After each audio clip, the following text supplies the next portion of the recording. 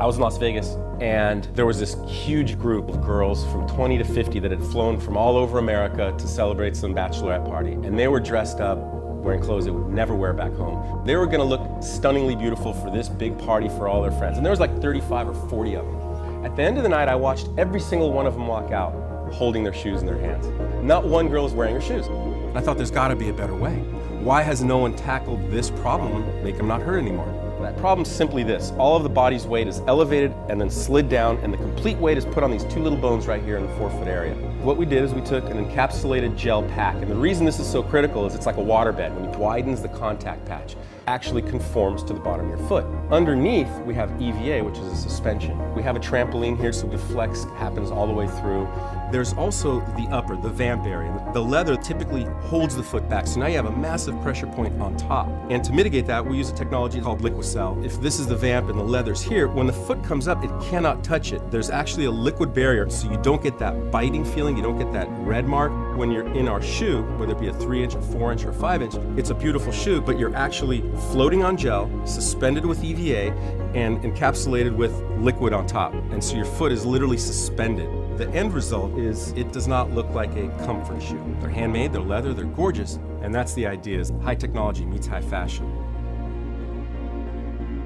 So there was a discovery about a year or so ago. They found a shoe in Armenia. It was about 5,500 years old, which is older than the pyramids, it's older than Stonehenge. It's old, it's the beginning of civilization. And that shoe was similar in construct to a modern day shoe. It had a leather upper, it had laces, it had more of a rigid bottom, and it even had a separate between a left and a right. And the thing that struck me is that how can something that's 5,500 years old be at all relevant today? And as I started to look into the industry and how shoes are designed and how they're made, I came to realize that there is no evolution. If there was a car company that made a car that hurt so bad you actually had to get out of the car after an hour, there would not be that car company. The automotive industry moves fast. It's got to be fashion, it's got to be function, and it's got to be better than everyone else. Otherwise you lose. Whatever year car you buy today, you know that next year it's going to be bettered. And in the shoe industry, that simply doesn't happen. Whatever you buy this year, next year, it's not going to be better. It'll be different. It'll have a different skin, a different color, a different look, a different buckle, but it'll be the same. When we decided to develop shoes in a radically different manner, we decided to use automotive platform protocols. It's the way that the automotive industry is allowed to develop and improve constantly.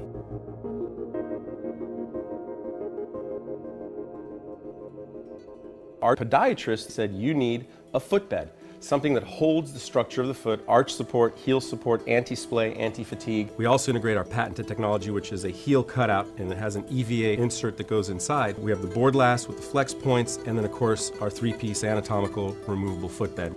We also utilize a material called Outlast. Outlast is interesting. I think it has 26 patents now. It was developed specifically for NASA for space exploration suits, and it's used in space exploration suits now. It lowers heat, it lowers sweat, and when you're cold, it keeps you warmer. So now we have a shoe that is functionally superior to any other shoe on Earth. It feels better than anything else in the dress shoe, always keeping the silhouette and the shape and the fashionable aspects of it primary. Everything has to work backwards into the look and the shape.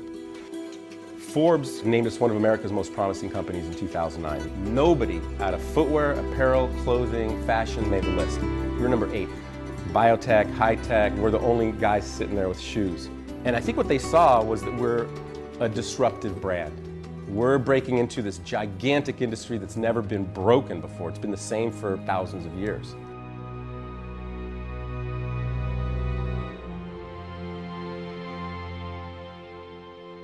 There are known brands, and there are loved brands. As an example, General Electric is a brand everyone knows. Apple Computer is a brand everyone loves. And our goal is to become a loved brand. And what we've done to execute that is we're making a product that's arguably a lot better than anything out there. We're gonna make sure that our consumers experience something that they've never felt before and that they're excited about it. We're reinventing the concept of luxury. That is what differentiates us as a brand. And that's why our shoes are so radically different than everything else out there on the marketplace.